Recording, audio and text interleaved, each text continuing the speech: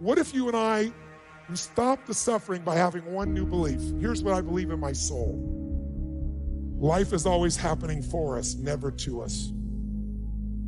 See, think about that. Progress is an aliveness to it, doesn't it? You don't have to work at changing. People say all the time now, well, I'm working on changing. Don't worry about it. You don't have to work on changing. Change is automatic. Your body's going to change whether you want it or not as the years go by. What is it that prevents people from doing the things they already want to do in life? The most basic answer, I'm sorry it's so simple, but it's true, it's fear.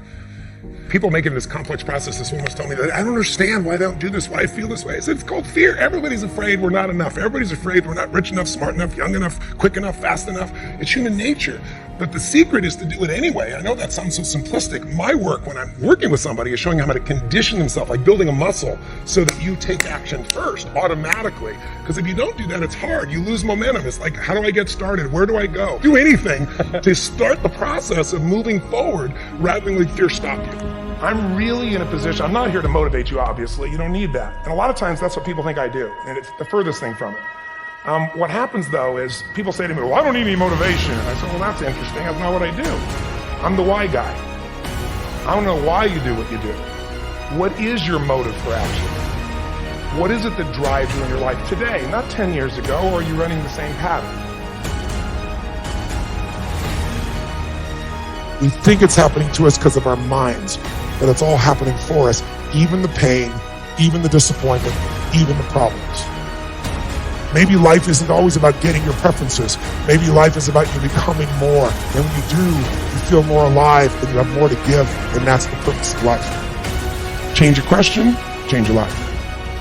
When it comes to planning your life, I want to get you to learn to ask 3 questions now. And the first one is not, what am I going to do? And how many understand why now? Say I. The question you want to ask yourself is, what do I want? What's my outcome? What's my result?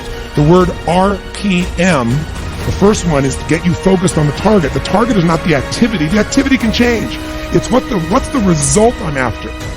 If you know exactly what it is you really want, what you desire, what you're really after, clarity is power. The more clear you are on specifically what you want, the faster your brain can get you there. The secret is, have you become conscious about your decision making? Because this breakthrough session is, really, you want to change your life, make new choices. New life comes from new choices, but you got to make conscious choices. The people in this particular television special, Melissa and her husband, they really found themselves in a place where they were both making decisions, Melissa and Rick, that were unconscious.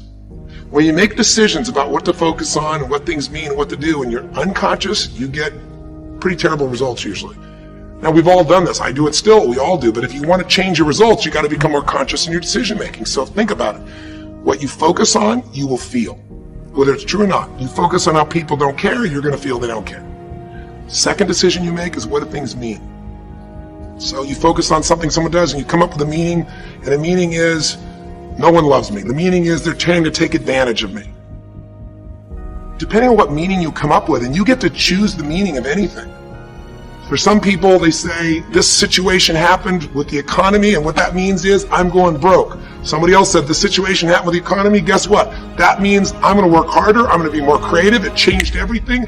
Everybody else is going to quit, so we're going to dominate the marketplace. For people to do it. Is this the end right now, or is it the beginning?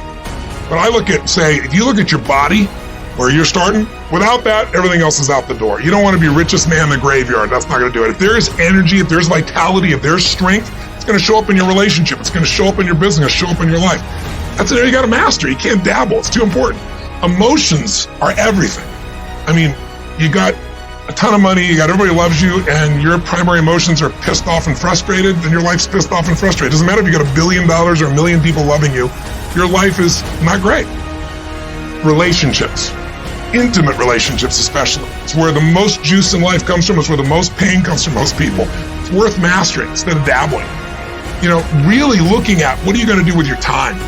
And mastering your time. Instead of having a checklist, you cross it all off, you can mistake movement for achievement. I want to squeeze out of that time what matters, that creates value for me and for everyone I care about and love. We all know this. It is better to live courageously than cowardly.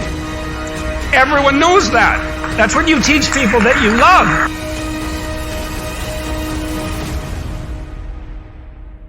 And we know that it's better to live truthfully than in deceit.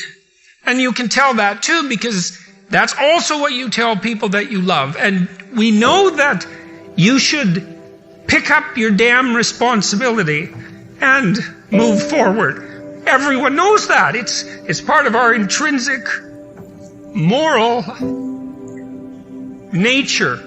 And that nature is there. I call it the cookie jar.